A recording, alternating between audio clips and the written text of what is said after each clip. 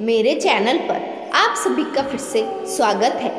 आज हम आपको भगवान कुबेर का दिव्य मंत्र सुनाने जा रहे हैं। प्रिय भक्तों, जो भी भक्त सच्चे मन से भगवान कुबेर के इस दिव्य मंत्र का 108 बार जाप करता है, भगवान कुबेर उसकी सभी तरह की आर्थिक समस्याओं को खत्म कर देते हैं तथा उसके ऊपर अपार धन की वर्षा करते हैं।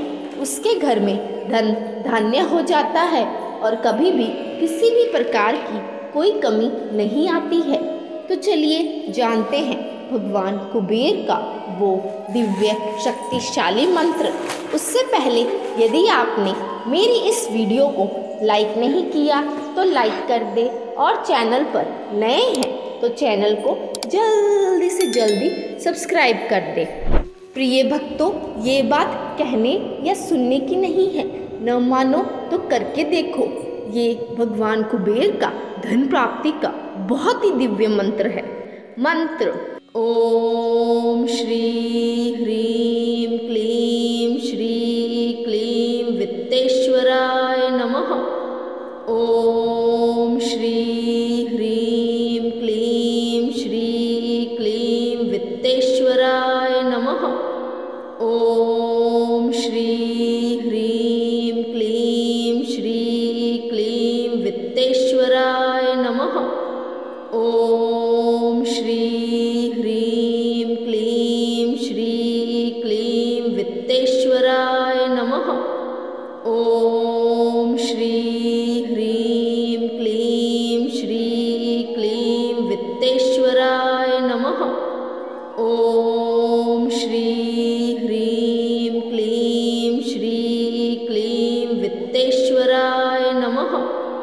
ओम श्री ह्रीं क्लीं श्री क्लीं वित्तेश्वराय नमः।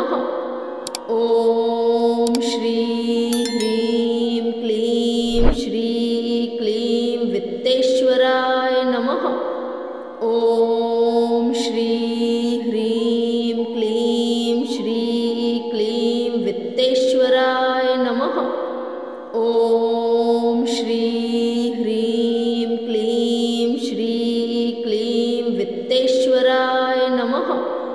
ओम श्री ह्रीं क्लीं श्री क्लीं वित्तेश्वराय नमः। ओम श्री ह्रीं क्लीं श्री क्लीं वित्तेश्वराय नमः। ओम श्री ह्रीं क्लीं श्री क्लीं वित्तेश्वराय नमः।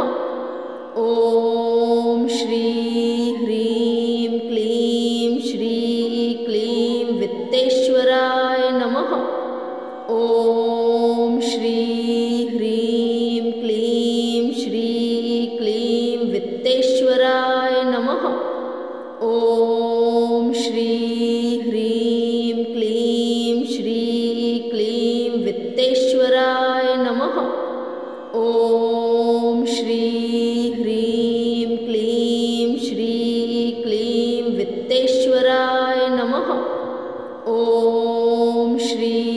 ह्रीं क्लीं श्री क्लीं वित्तेश्वराय नमः।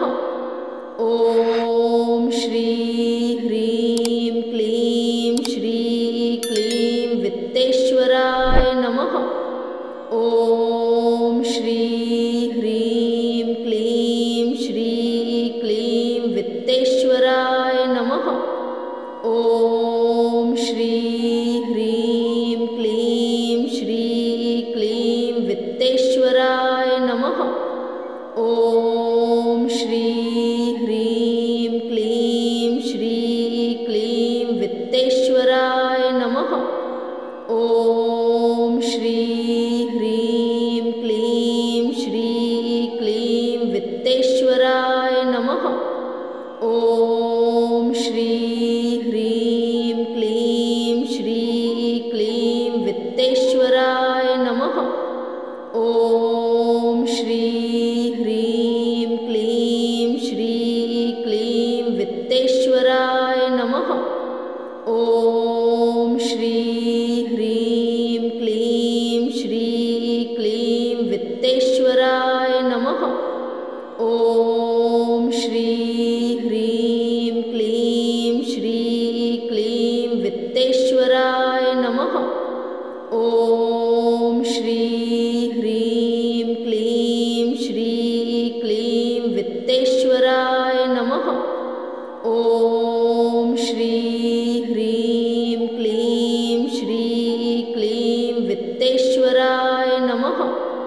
ॐ श्री ह्रीं क्लीं श्री क्लीं वित्तेश्वराय नमः। ॐ श्री ह्रीं क्लीं श्री क्लीं वित्तेश्वराय नमः।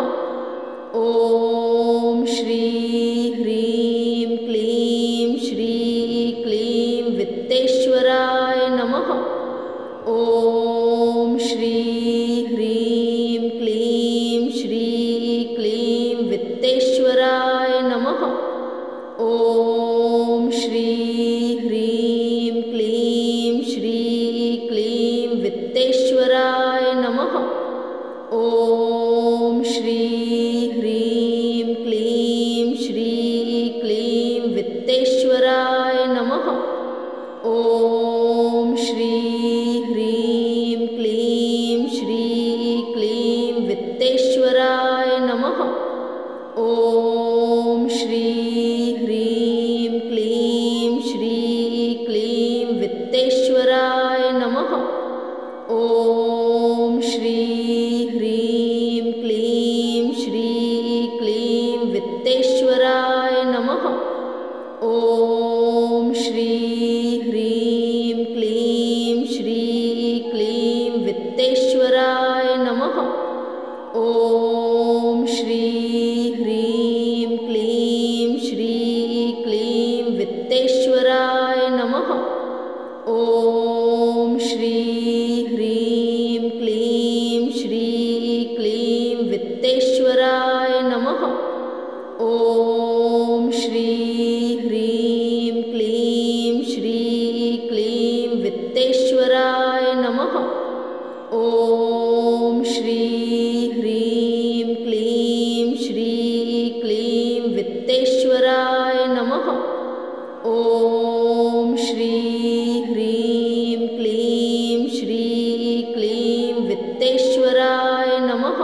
ॐ श्री ह्रीं क्लीं श्री क्लीं वित्तेश्वराय नमः।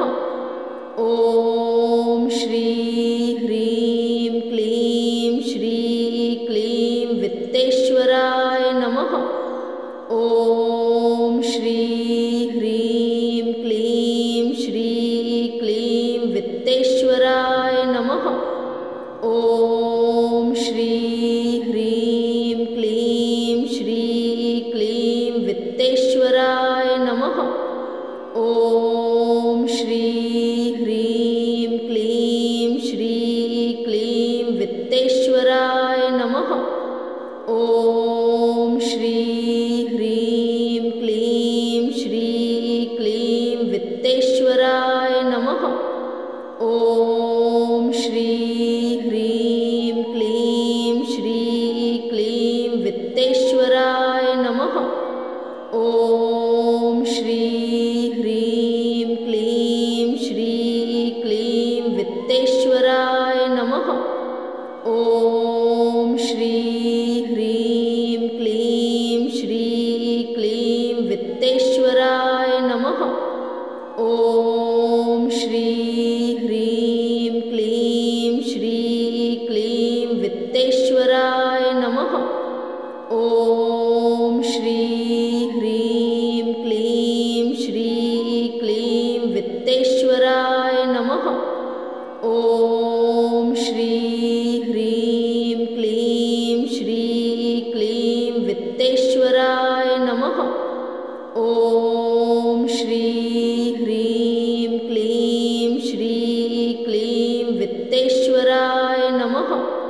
ॐ श्री ह्रीं क्लीं श्री क्लीं वित्तेश्वराय नमः। ॐ श्री ह्रीं क्लीं श्री क्लीं वित्तेश्वराय नमः। ॐ श्री ह्रीं क्लीं श्री क्लीं वित्तेश्वराय नमः। ॐ श्री ह्रीं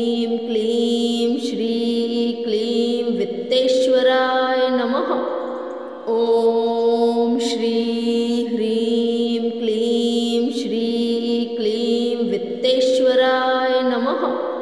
ॐ श्री ह्रीं क्लीं श्री क्लीं वित्तेश्वराय नमः। ॐ श्री ह्रीं क्लीं श्री क्लीं वित्तेश्वराय नमः। ॐ श्री ह्रीं क्लीं श्री क्लीं वित्तेश्वराय नमः। ॐ श्री ह्रीं क्लीं श्री क्लीं वित्तेश्वराय नमः। ॐ श्री ह्रीं क्लीं श्री क्लीं वित्तेश्वराय नमः। ॐ श्री ह्रीं क्लीं श्री क्लीं वित्तेश्वराय नमः। ॐ श्री ह्रीं क्लीं श्री क्लीं वित्तेश्वराय नमः।